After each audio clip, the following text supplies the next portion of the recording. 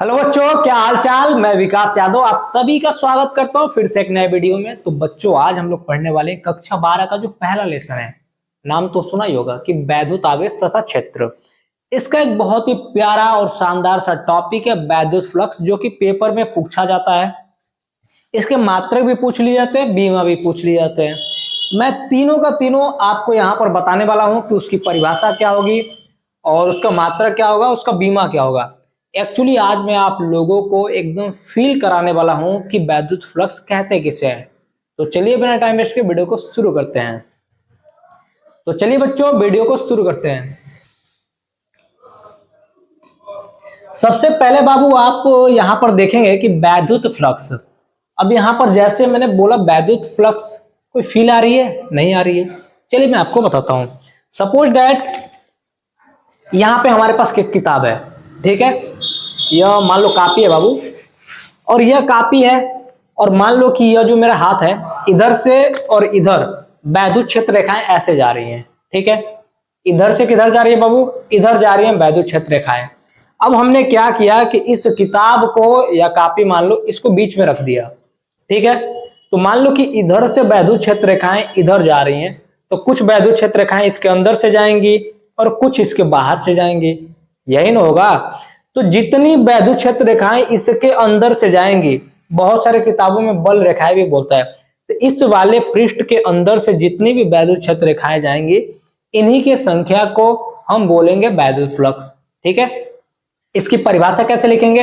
अब देखो, हमारे चारों तरफ क्या वैद्युत क्षेत्र रेखा है, इधर से कहां जा रही है? इधर जा रही है। हमने एक पृष्ठ को इसमें रख दिया और हम बोलेंगे कि किसी वैद्युत क्षेत्र में रखे किसी पृष्ठ से अभिलंबोत यानी एकदम लंबवत जाने वाली वैद्युत क्षेत्र रेखाओं की संख्या को ही बोलते हैं वैद्युत फ्लक्स, ठीक है। तो चलिए बाबू, इसकी परिभाषा लिख लेते हैं। तो हम क्या लिखेंगे? वैद्युत क्षेत्र में देखेंगे बाबू, वैद्युत क्षेत्र में रखे किसी पृष्ठ, एकदम प्यार से देखेंगे मेरे प्यारे दोस्तों, रखे किसी पृष्ठ, क्या लिखेंगे? पृष्ठ। पृष्ठ से अभिलंबवत, से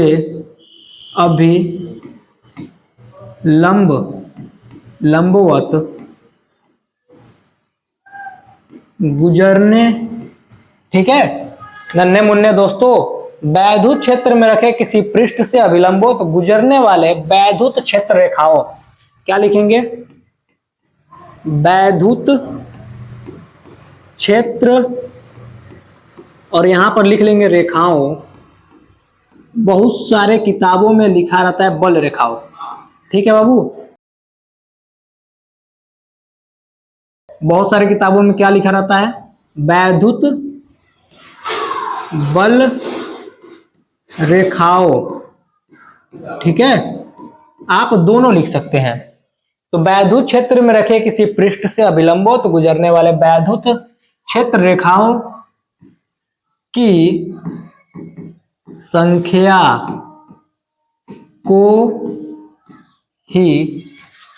को ही वैद्युत फ्लक्स कहते हैं, ठीक है बाबू। क्या बोलते हैं? वैद्युत फ्लक्स, वैद्युत फ्लक्स कहते हैं। अच्छा, आप बताओ इसको प्रदर्शित कैसे करते हैं? एकदम आसान है मेरे भाई, मेरे बाबू। यहां पर देखो, इसको फाई, ठीक है। यहां पर क्या लिखेंगे? इसको फाई। तो जब ये फाई हमने लिखा, तो अब बताओ, ये वैद्युत है ना, तो वैद्युत को इंग्लिश में क्या बोलते हैं? इलेक्ट्रिसिटी, कुछ ऐसे बोलते हैं।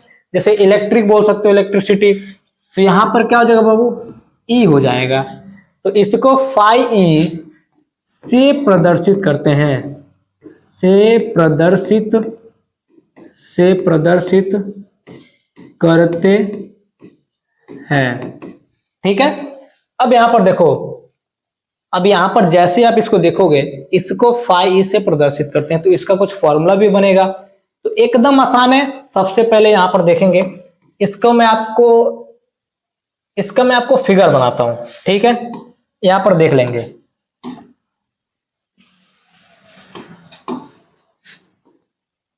ठीक है बाबू। इसको हटाएं, देखेंगे कुछ इस टाइप से हम क्या करते हैं बाबू, फिगर बनाते हैं। या मान लो हमारे पास एक पृष्ठ है, हमने कॉपी को रखा था ना विद्युत क्षेत्र में, तो ये एक पृष्ठ है और यहां से क्या हो रही है, वैद्युत क्षेत्र रेखाएं निकल रही हैं, ठीक है। इधर से क्या हो रही है, वैद्युत क्षेत्र रेखाएं निकल रही हैं। ध्यान से देखेंगे, मानते हैं इसका एरिया हम ए मान लेते हैं, क्या मानेंगे, ए मान लेंगे। और यहाँ पे वैद्युत क्षेत्र रेखाओं को क्या बोलते हैं हम, ई कर दे रहे हैं, ठीक है। इसको क्या कर दे रहे हैं, ई। मन करे तो आप और भी बना सकते हो ऐसे, ठीक है। अब देखेंगे यह ई है और ए है, तो इन दोनों का जब आप गुणा करेंगे ना तो आपको वैद्युत फ्लक्स ही मिल जाएगा। तो यहां पर देख लेंगे, फाई ई बराबर क्या हो जाएगा, सॉरी यहां पर चुंबकीय क्षेत्र नहीं है, तो यहां पर क्या करेंगे हम, ई इंटू ए। इसको बाबू इंटू नहीं बोलते, इसको डॉट बोलेंगे, क्या बोलेंगे, डॉट, ई डॉट ए। और आपको पता ही होगा कि जब डॉट प्रोडक्ट हटता है तो वहां पे आता है साइन, तो जब यहाँ पे डॉट आप हटाओगे, फाई ई बराबर हो जाएगा ई ए कॉस थीटा। क्या होगा फॉर्मूला बाबू, फाई ई बराबर हो जाएगा ई ए कॉस थीटा।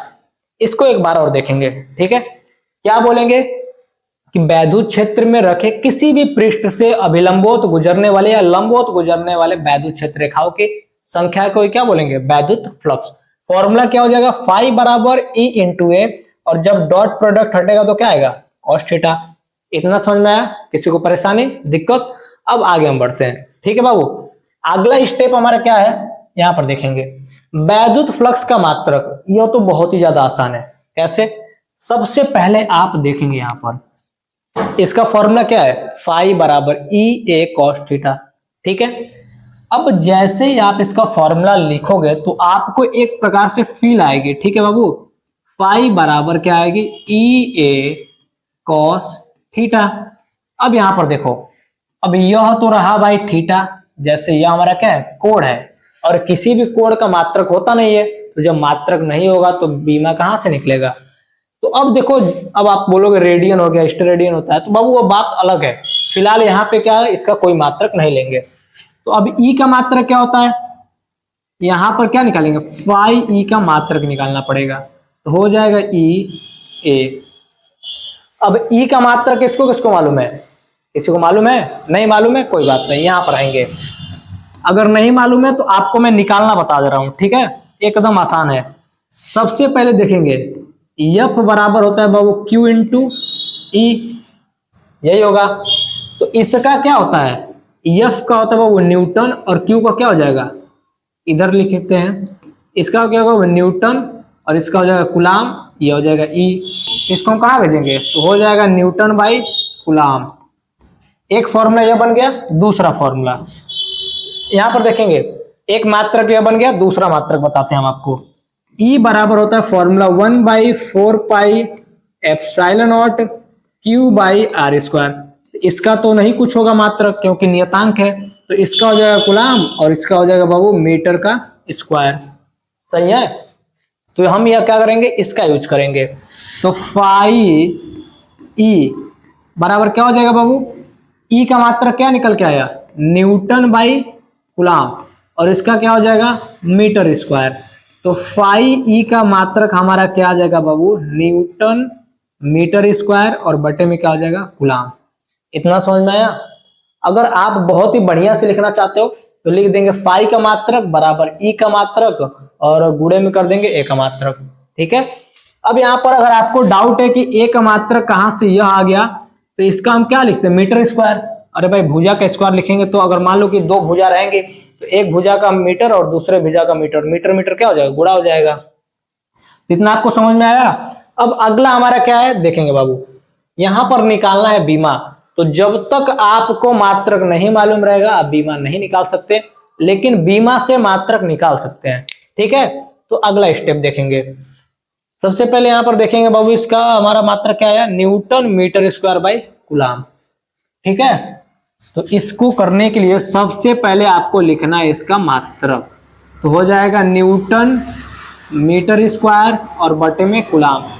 तो न्यूटन का बीमा क्या होता है बाबू बताओ? फाई ई का बीमा। ठीक है बाबू। तो इधर क्या करेंगे? न्यूटन का लिखेंगे। न्यूटन का बीमा क्या होता है? यम यल। सबसे पहले इसको पूरा मूल राशियों में लाते हैं। तो न्यूटन मीटर स्क्वायर। अब बताओ कूलाम का निकलेगा? नहीं निकलेगा, क्योंकि Q बराबर होता है बाबू I इंटू टी। ठीक है, तो Q बराबर हम क्या रख सकते हैं? IT। तो यहां पर हमारा आ जाएगा बाबू, देखो कूलाम बराबर क्या हो जाएगा? I का एम्पियर और T का क्या होगा? सेकेंड हो जाएगा। तो यहां पर अब बताना बाबू न्यूटन का क्या होगा? यम यल टी माइनस टू, और यहां पर बटे में क्या हो जाएगा? एम्पियर का। एम्पियर तो मूल राशि में खुद आता है, तो इसको हम कुछ नहीं लिखेंगे, इसको बस ए लिखेंगे। अब देखो सेकेंड का क्या हो जाएगा बाबू? टाइम है तो टी हो जाएगा। यहां पर मीटर स्क्वायर है तो इसका क्या हो जाएगा? L2। इतना समझ में आया? अब आपको बस गुणा भाग आना चाहिए, आप इसको कर सकते हैं।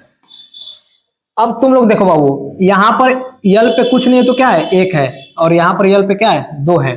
तो यह क्या हो जाएगा बाबू? यह जुड़ जाएगा। ठीक है, यहां पर क्या हो जाएगा?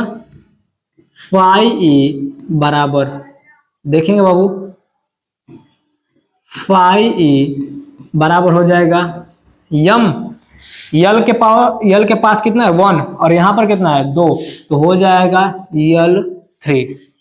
अब देखो यहां पर t नीचे पावर 1 है, ऊपर जाएगा तो क्या होगा? -1। तो जब -1 ऊपर जाएगा तो -2 पहले से है, तो कितना हो जाएगा? t-3। और a के पास पावर कितना है बाबू? 1 है, तो ऊपर जाएगा तो कितना हो जाएगा? -1।